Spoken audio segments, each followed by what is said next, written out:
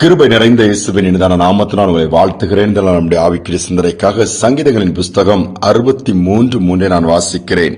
ஜீவனை பார்க்கிலும் இது கிருபை நல்லது. தாவீது ஒவ்வொரு பகுதிகளிலும் கிருபையை குறித்து அதிகமாக எழுதியிருக்கிறார். கர்த்தர் நல்லவர், அவர் கிருபை என்றும் உள்ளது. ஜீவனுள்ள நாளெல்லாம் நன்மையும் கிருபை என்னை தொடரும்.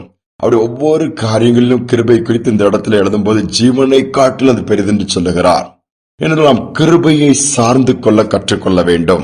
நாம் அநேகரை நம்முடைய பலத்தை சார்ந்து கொள்கிறோம், நம்முடைய பணத்தை சார்ந்து கொள்கிறோம், பதவியை சார்ந்து கொள்கிறோம், அதிகாரங்களை சார்ந்து கொள்கிறோம், அதிகாரிகளை சார்ந்து கொள்கிறோம், சூழ்நிலைகள் மற்றும் அநேக நண்பர்களை. அப்படி அல்ல, அவைகள் எல்லாம் என்றும் உள்ளது என்று சொல்ல முடியாது, மாறும், மறைந்துவிடும். ஆனால் ஆண்டுடைய கிருபை என்றும் உள்ளதாம்.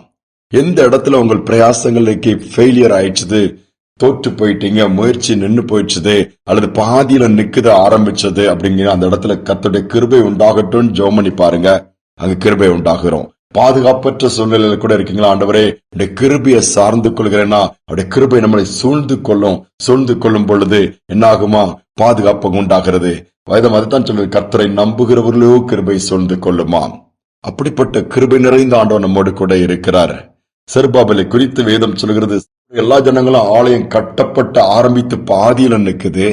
ஆனா என்ன நடக்குதுன்னு சொன்னீங்கன்னா, கிருபை உண்டாவதாக சொல்லி வாழ்த்துறாங்க, பாடுறாங்க, ஆர்ப்பரிக்கிறாங்க, கட்டி முடியுது.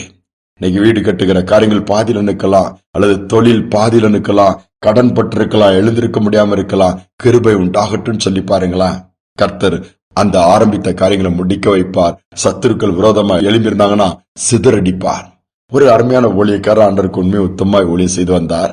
அப்ப அவருக்கு ஏராளமான எதிர்ப்புகள் இருந்துச்சு. ஆனால் இவர் அமைதியா யார்கிட்ட எதிர்த்து வாக்குவாதம் பண்ண மாட்டாரு, சண்டை போட மாட்டாரு, இயேசுவை பற்றி சொல்லுவாரு, பாரத்தோடு ஜெபிப்பாரு. அநேகருக்கு தன்னால் முடிந்த உதவிகளை சிவர் மனைவி குழந்தைகள்லாம் இருக்கிறாங்க.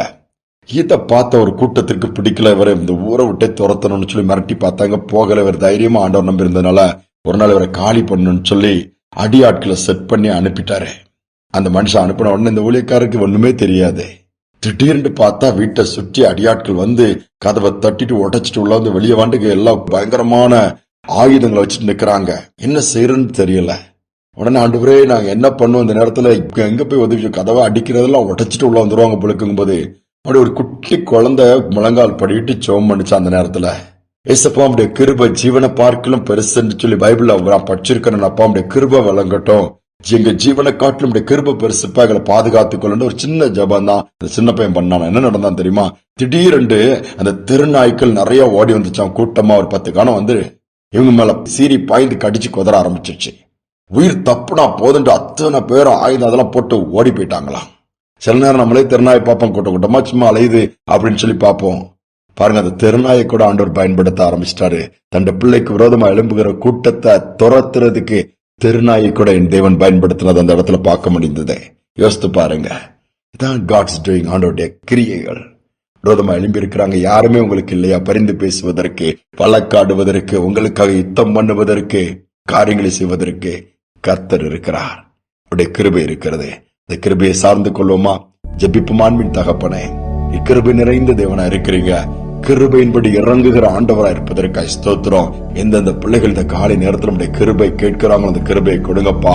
ஒவ்வொரு நாளும் நம்முடைய கிருபை புதிதா இருக்கிறது. இந்த கிருபையினால், புதிதான கிருபையினால் இதை கேட்கிற ஒவ்வொரு பிள்ளைகளின் நிரப்புவீராக. விடுபட்ட தடைப்பட்ட காரியங்கள் இந்த நாளிலே தடைகள் உடைக்கப்பட்டு மீண்டுமாய் தொடங்கட்டும், மீண்டுமாய் ஆரம்பிக்கட்டும், மீண்டுமாய் காரியங்களை முடித்துக் கொடுக்க முடியாது ஜெபிக்கிறோம்ப்பா. சத்துருக்கள் விரோதமா எழுப்பியிருந்தா சத்துருக்களை சிதறடிப்பீராக. ஜீவனுக்காய் போராடுகிற பிள்ளைகளுக்கு ஜீவனை கட்டளையிடுவீராக, பாதுகாப்பீராக. வீடு கட்டின காரியங்கள் நின்றால் என் ஆண்டவர் கரம் நீட்டப்படட்டும், காரியங்கள் நடக்கட்டும். தொழிலில் தோற்று போனால் மீண்டுமாய் ஜெயிக்கிறவர்களாய் மாற்றுங்க. வேலை ஸ்தலத்தில் இருக்கிற பிரச்சனைகள் மறையட்டும், குடும்பத்தில் இருக்கிற பலவீனங்கள் அகலட்டும், அற்புதங்கள் நடக்கட்டும். நாள் முழுவதும் கரம் இருந்து நடத்தட்டும்.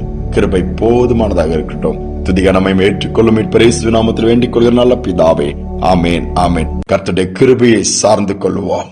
சகலமும் நன்மை ஏற்றதாய் கர்த்தர் நடத்தி கொடுப்பார். இந்த சிந்தனையோடு இந்த நாளை தொடர்வோம். மீண்டுமாய் நாளை தினம் சந்திப்போம்.